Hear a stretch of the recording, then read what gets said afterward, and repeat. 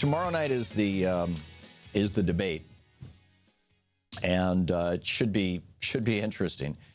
And Chris Wallace, Fox News host Chris Wallace, has come up with 6 topics that he says are going to be on the plate.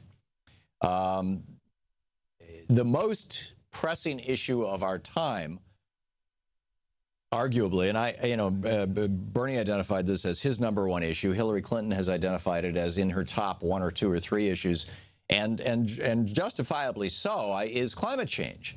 Is the possibility that within the next 20 to 200 years, we could render this planet uninhabitable for human life. I mean, that's a pretty damn big risk.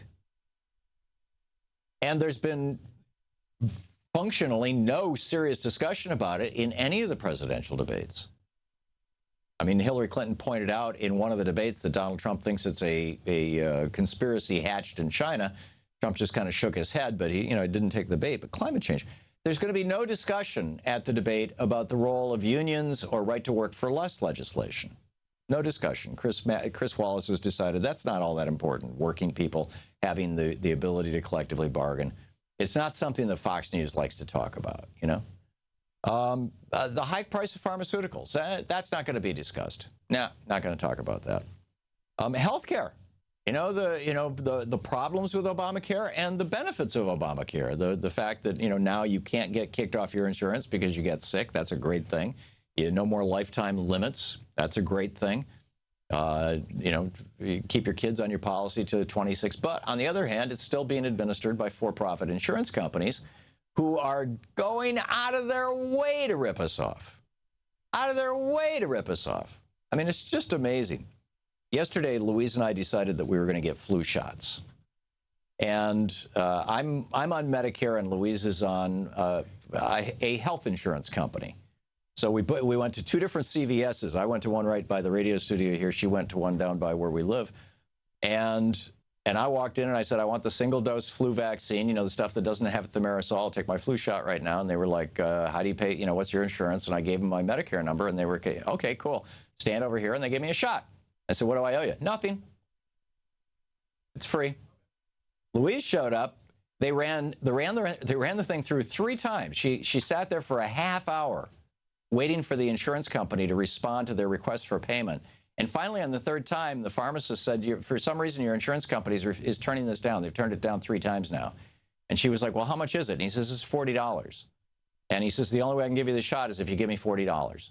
So she gave him $40 and she got her shot. That's for-profit health insurance in the United States. Isn't that brilliant? I mean, this is what we're facing. This is what we're dealing with. I'm on single payer. It works brilliantly. Anyhow, taxing the rich. That's not going to be discussed tomorrow. Unless Hillary Clinton figures out a way to work raising the cap on Medicare into Chris Wallace's first topic, which he wants to conflate debt and entitlements, like our national debt has something to do with Social Security, which it doesn't. It's got absolutely nothing to do with it. There's going to be no discussion in tomorrow's debate about student loans, student debt, debt-free college. Instead, Chris Wallace wants to talk about immigration. Other than the fact that a bipartisan group of Republicans and Democrats in the United States Senate came up with a comprehensive immigration plan, passed it through the Senate with both Democratic and Republican votes, sent it to the House of Representatives where it would have passed. But I believe that was when John Boehner was Speaker, but it is still there for Paul Ryan if he wants it. I mean, they could easily redo this, and no. They would not even bring it to the floor for a vote. And, immigration is really kind of a non-issue and has been basically since 2008. We've seen people actually leaving the United States rather than coming to the United States. But don't tell the Republicans, because they're hysterical about this. And Trump's going to build his wall, right? Yeah, right. They're going to talk about the economy tomorrow night. And what does that mean? Well, we'll have to find out. I guarantee you, though, if it's coming out of Chris Wallace and Fox so-called news, it'll be a right-wing frame. They want to talk about the Supreme Court.